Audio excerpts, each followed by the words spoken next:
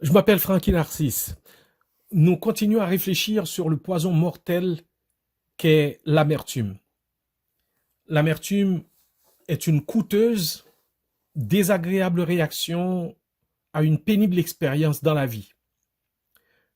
À aucun moment, elle n'est une adéquate réponse parce qu'elle empoisonne le corps, l'âme et l'esprit. Nous avons lu dans la lettre aux Hébreux, au chapitre 12, veillez à ce que nul ne se prive de la grâce de Dieu, à ce qu'aucune racine d'amertume poussant des rejetons ne produise du trouble et que plusieurs n'en soient infectés. Et nous avons vu dans la lettre de Paul aux Éphésiens qu'il dit qu'aucune racine d'amertume, que nous devons lutter contre toute amertume, animosité. Il y a beaucoup de personnes très talentueuses qui réussissent bien dans ce qu'elles entreprennent. Elles sont un vrai canal de bénédiction pour leur entourage. Et soudainement, quelque chose de pénible arrive dans leur vie. Perte d'un être cher, perte d'un emploi, changement drastique dans leur situation financière, conflit avec une personne, scandale causé par un membre de la famille ou une chute morale d'eux-mêmes. Et voilà, elles commencent le tragique voyage de l'amertume. Le poison de l'amertume commence à affecter tous les aspects de leur vie. Écoutez-moi bien, n'essayez jamais d'apprendre à vivre avec ce poison mortel en vous. Ce n'est pas là la volonté de Dieu pour vous. Si Dieu veut vous guérir, et il est capable de le faire, de ce mal, vous avez toutes les raisons de réagir rapidement face à ce mal qui vous ronge. Une des meilleures façons d'illustrer ce que ce péché peut faire est de regarder ce que l'amertume a fait dans la vie d'une personne qui avait bien commencé sa carrière, mais qui l'a si lamentablement terminée. J'aimerais que vous suiviez attentivement et que vous m'aidiez à découvrir quand l'amertume a vraiment commencé dans la vie de ce premier roi d'Israël qui s'appelait Saül. Cet homme a été, pendant une bonne partie de sa vie, oui, il a été rongé par l'amertume et il a connu une fin lamentable. Son histoire a commencé par le choix fait de lui par Dieu, par l'entremise du prophète Samuel. Nous trouvons cela en 1 Samuel chapitre 10. Au commencement du chapitre 18, nous avons l'histoire de Saül jusqu'au chapitre 31. Nous allons ensemble voir les étapes de son mortel voyage et essayer de découvrir où l'amertume a vraiment commencé. Soulignons d'abord que Saül était un homme de haute taille et beau de visage. En 1 Samuel chapitre 10, verset 24, on peut trouver des choses qui concernent vraiment la personnalité de Saül. Il a été choisi pour roi, comme premier roi d'Israël. En 1 Samuel 13, verset 1, Saül commença son règne entre 30 et 40 ans et il régna sur Israël pendant 32 ans. Pendant la majeure partie de son règne, l'amertume a empoisonné sa vie et nous allons voir la progression de ce mal dans sa vie. Dieu lui a donné la responsabilité de combattre les Philistins. Samuel dit à Saül d'attendre son arrivée pour offrir le sacrifice. C'était la responsabilité de Samuel, qui était prêtre et prophète. Saül, dans son impatience, n'attendit pas Samuel. Il savait qu'il ne devait pas présenter le sacrifice lui-même, mais il le fit quand même. Et quand Saül arriva, il lui dit qu'il a agi en insensé. Saül essaya de se tirer de sa fâcheuse situation de désobéissance dans les mots que nous trouvons en 1 Samuel chapitre 13, versets 11 et 12, et souligner qu'il a dit « Je me suis fait violence ». Notez qu'il n'y a eu aucune repentance sincère exprimée dans les paroles de Saül. Voyons une autre occasion au chapitre 15. L'Éternel dit à Saül par le prophète Samuel de combattre les Amalécites et de tuer Agag, le roi, et de tout dévouer par interdit. Saül combattit les Amalécites et il a épargné Agag et il a gardé les plus belles bêtes. Verset 9. Et voyez les versets 10 à 15 de 1 Samuel. Voyez les versets, chapitre 15, les versets 10 à 15. Et notez les propos de Saül au verset 15. Ils les ont amenés de chez les Amalécites. Donc il parle du peuple, il parle des soldats, parce que le peuple a épargné les meilleures brebis. Samuel lui dit alors ce que l'Éternel lui a communiqué dans les versets 16 à 30 de 1 Samuel, chapitre 15. Samuel dit à Saül, au verset 26, « Tu as rejeté la parole de l'Éternel, et l'Éternel te rejette, afin que tu ne sois plus roi sur Israël. » Au verset 14 du chapitre 16, nous lisons « L'esprit de l'Éternel se retira de Saül, qui fut agité par un mauvais esprit venant de l'Éternel. » Donc voilà maintenant Saül qui éprouve une dépression. Saül devint donc déprimé, si déprimé que les gens autour de lui cherchèrent des moyens pour le calmer et l'amuser. Et David fut choisi comme musicien pour calmer par sa musique l'esprit agité de Saül. Au chapitre 17, nous lisons l'histoire de la victoire de David sur Goliath, ce géant craint par Saül. À l'occasion de cette éclatante victoire, les femmes, au chapitre 18 de 1 Samuel, se mirent à chanter « Saül a frappé ses 1000, David ses 10 000. Saül a frappé ses 1000, David ses 10 000. » Et que dit l'Écriture au verset 8 du chapitre 18? Saül fut très irrité et cela lui déplut. Il dit, on en donne 10 000 à David et c'est à moi que l'on donne les 1000? Eh bien, il ne lui manque plus que la royauté. Et Saül regarda David d'un mauvais œil à partir de ce jour et dans la suite. Nous voyons maintenant, il est passé d'un esprit déprimé à l'irritation, une excessive colère, puis à la suspicion. Donc, il regarda David d'un mauvais œil. Voyez le processus. Saül est frustré et déçu de la décision de l'Éternel de lui enlever la royauté.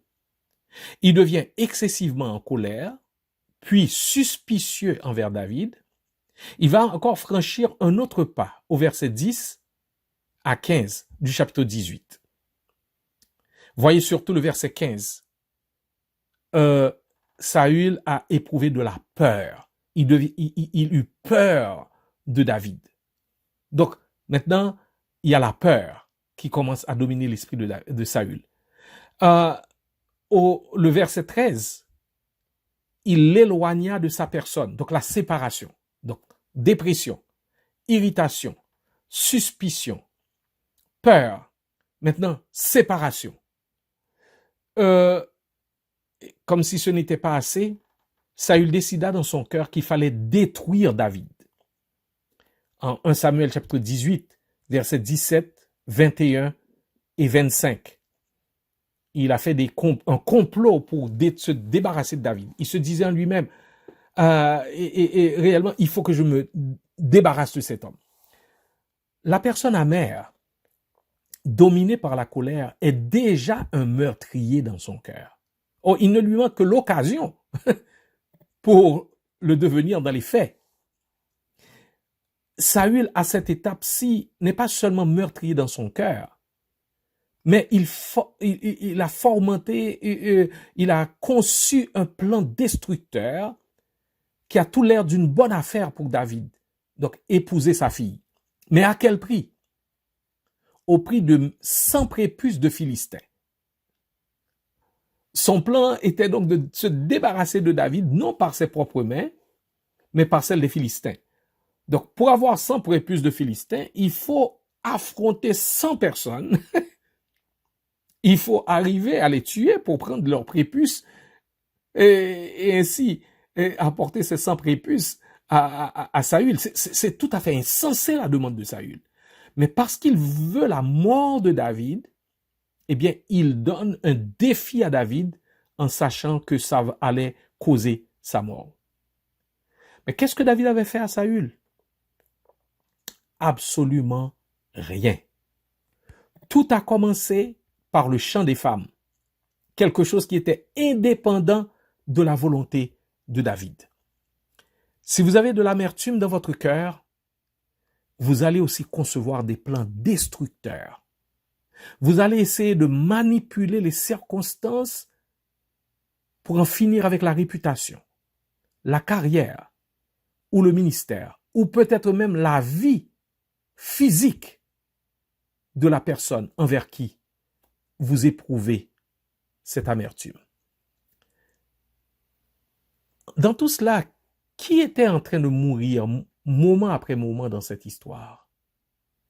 Ce n'était pas David, mais bien Saül. Saül ne voulait pas s'arrêter pour identifier la racine de son amertume. Même si David avait été tué par les Philistins, comme Saül le souhaitait, le problème de Saül n'aurait pas été résolu pour autant. Parce que le vrai problème de Saül, ce n'était pas David, c'était Dieu. Et quand Dieu est ton problème, Dieu seul peut être la solution. Souvent, on pointe quelqu'un comme étant notre problème. On se trompe parce que l'esprit d'amertume entrave tout discernement et plonge dans la confusion celui qui l'a. David n'avait jusqu'ici fait que du bien à Saül. Il a calmé son esprit par sa musique. Il a servi son honneur et son royaume en affrontant Goliath. Il a fait preuve de respect pour lui et pour son autorité. Pourtant, Saül a essayé lui-même de tuer David 2 fois. Et il a essayé de le faire par la main des Philistins.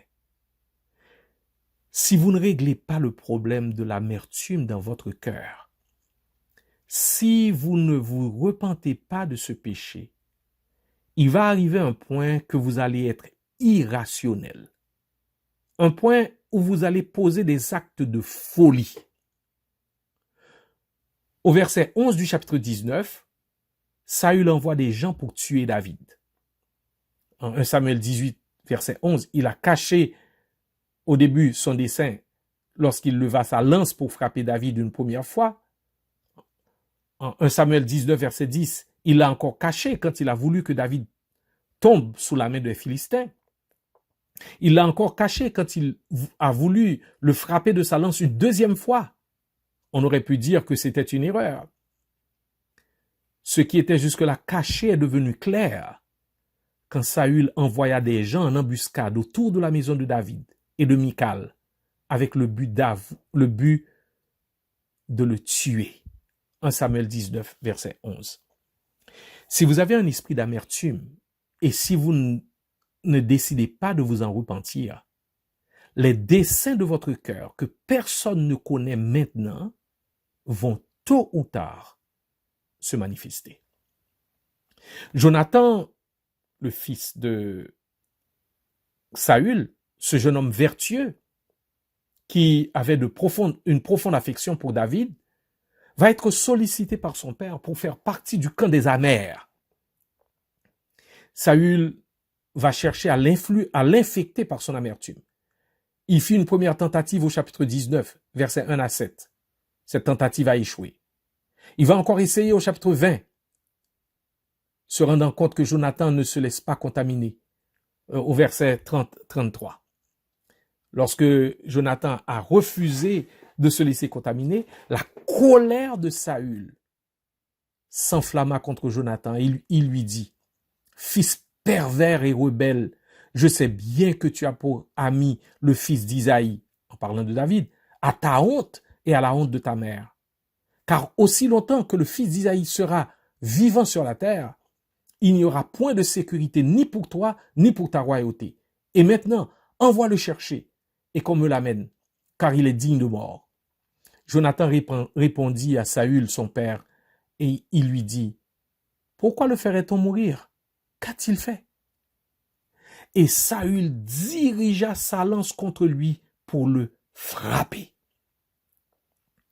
Dans ce moment de colère incontrôlable contre son fils Jonathan qui ne se laisse pas contaminer, Saül a voulu frapper à mort son propre fils. L'esprit d'amertume cause des actes irrationnels, non seulement envers des gens du dehors, mais aussi envers ceux du dedans. Saül, dans son amertume, rejette son fils. Il a voulu même tuer son propre fils. Saül va d'acte de folie en acte de folie. Il a d'abord voulu tuer David. Il a voulu tuer son propre fils Jonathan. Allons au chapitre 22, à partir du verset 6. Saül essaie de contaminer tous ses serviteurs. Il joue à la victime. Et Doeg, l'Édomite, lui donne une information et il agit aussitôt. Voyez à partir du verset 11 à 19. La rage meurtrière causée par l'amertume amena Saül à des actes qui dépassent toute logique. Amène Saül à des actes irrationnels, tels tuer des serviteurs de Dieu et toute une ville sacerdotale. Saül a fait tuer les serviteurs de Dieu et toute une ville sacerdotale. Hommes, femmes, enfants et nourrissons. L'amertume a inspiré des désirs de meurtre envers David, envers Jonathan, mais aussi envers d'innocentes personnes. Pendant des années, Saül a passé sa vie à poursuivre David. 2 fois, David avait l'opportunité de le tuer, mais il a épargné sa vie.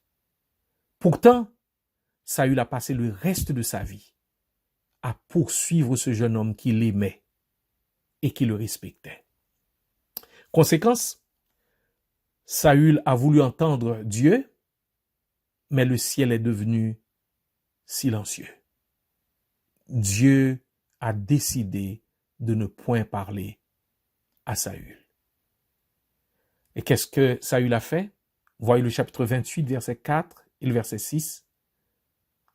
Il a cherché des conseils auprès des impies. Une des conséquences de l'amertume, c'est que Dieu n'écoute ni ne répond à la personne amère. Et je vais répéter. Une des conséquences de l'amertume, c'est que Dieu n'écoute ni ne répond aux prières de la personne amère. Quand l'amertume est là, le ciel se ferme. Et Saül demande qu'on lui trouve une personne qui consulte les morts. Une autre conséquence, c'est qu'on commence à chercher des conseils impies parce qu'on perd tout esprit de discernement. Là, on peut voir au chapitre 28, les versets 7 et 8a. Il est allé chercher conseil auprès d'une femme qui consulte les morts. Et Dieu annonce à Saül qu'il va perdre la bataille contre les Philistins, que lui et ses fils vont trouver la mort. Et voyez la fin de son histoire au chapitre 31, verset 1 et suivant. Bien, Saül est allé dans la bataille, blessé dans le combat, il a demandé à celui qui portait ses armes de le tuer. Et celui-ci n'a pas voulu le faire. Alors Saül se jeta sur son épée et se suicida. Quelle tragique fin. Posons-nous maintenant la question. Quand est-ce que l'amertume de Saül a-t-elle commencé? Eh bien, l'amertume de Saül a commencé quand Samuel lui dit, « tu vas perdre la royauté. Dieu a enlevé la royauté de toi pour la donner à quelqu'un qui est meilleur que toi. Il a commencé à être amer. Saül n'a jamais pris le temps de bien identifier son vrai problème. Son vrai problème, ce n'était pas David. Son vrai problème n'était pas avec David. Son vrai problème était avec Dieu, parce que c'est Dieu qui lui a enlevé la royauté à cause de son cœur rebelle, de son cœur désobéissant, à cause aussi de son orgueil. Il n'a jamais voulu reconnaître son péché. À chaque fois qu'il a été confronté sur son péché, eh bien, il a voulu trouver un bouc émissaire. Ne pouvant exprimer son amertume envers Dieu, eh bien, Saül l'a projeté sur David, qui pourtant ne lui avait fait que du bien. Bien souvent, l'amertume envers Dieu pour quelque chose de survenu dans notre vie des années auparavant produit une œuvre de mort en nous dressant contre une personne ou un groupe de personnes qui n'a voulu que du bien pour nous. En fait, nous nous trompons de cible parce que notre vrai problème n'est souvent pas avec cette personne ou avec ce groupe de personnes, mais avec Dieu. Nous nous demandons intérieurement, pourquoi Dieu m'a-t-il fait ça? Pourquoi Dieu a-t-il permis que cela m'arrive? Pourquoi Dieu m'a-t-il enlevé mon bien-aimé? Pourquoi Dieu a-t-il permis que mon foyer soit brisé? Que mes enfants tournent mal? Que je perde la maison pour laquelle j'ai travaillé si dur? Pourquoi Dieu a-t-il permis que je reste célibataire alors que j'ai toujours voulu fonder un foyer? Pourquoi Dieu ne m'a-t-il pas préservé de cette chute qui m'a plongé dans la honte? Mon frère, ma sœur, ta vraie guérison ne va commencer que lorsque tu vas honnêtement admettre que tu es en colère, que tu es amer contre Dieu. Voyez ce fait important. Saül a laissé l'amertume le dominer et ronger son être intérieur en s'en prenant à David avec une obsession maladive. Notez que tout ce qu'il a fait, la poursuite obstinée de David, n'a fait que mieux préparer David pour la royauté. David était la victime de l'amertume de Saül, mais il ne s'est pas laissé contaminer. Il a laissé Dieu travailler son caractère. Si vous êtes l'objet de l'amertume de quelqu'un, louez Dieu, remerciez Dieu. Peu importe comment cette personne cherche à vous détruire. Si vous réagissez de la bonne façon, Dieu va employer tout ce que cette personne fait à vous pour vous transformer à l'image de Jésus-Christ. Concluons. Ami, si tu as identifié dans ton cœur l'amertume, tu dois faire quelque chose avec ce péché dans ton cœur. Si tu ne t'en débarrasses pas, il va te détruire à petit feu. Tu vas arrêter de vivre alors que ton offenseur, lui ou elle, continue de vivre. Tu vas le voir dans ta tasse de café, sous le pain ou la viande que tu es en train de couper. Tu vas le voir dans tes cauchemars et tu vas sembler le voir sur tous les visages durant le jour. Ton âme est malade et Jésus veut et peut te guérir. Il est la source qui peut utiliser de nombreuses ressources, comme un conseiller professionnel expérimenté, un ami ou une amie mature dans la foi, un pasteur compatissant. Tu as urgemment besoin d'aide. Cherche cette aide, non auprès d'autres personnes amères, mais auprès d'artisans de paix, dont l'esprit est dominé par la parole de Dieu. Ma prière pour toi qui souffres de cette offense que tu sembles ne pas vouloir régler comme Jésus le veut, c'est que tu ailles à Jésus avec ta douleur. C'est que tu t'en remettes à lui qui a dit « Ne vous vengez pas vous-même, bien-aimés, mais laissez agir la colère, car il est écrit « À moi la vengeance, à moi la rétribution, dit le Seigneur. » Pourquoi ne pas prendre du temps seul maintenant pour aller dire à Jésus que tu es exténué fatigué de haïr, fatigué d'être amer, que tu as besoin qu'il enlève ce cœur de pierre pour te donner un cœur de chair. Va à lui, parle-lui de ta misère, de ta douleur. Prends symboliquement l'offense que tu as subie, qui t'a causé tant d'amertume, et remets-la à lui. Dis-lui que tu ne veux plus la reprendre, que tu la lui laisses. À la croix de Golgotha, il a pris toutes tes offenses et a payé à ta place. Tu es appelé à prendre sur toi la souffrance de cette offense pour libérer ton offenseur. C'est ça, l'évangile de la grâce. Que Dieu te soit en aide. Bonne journée.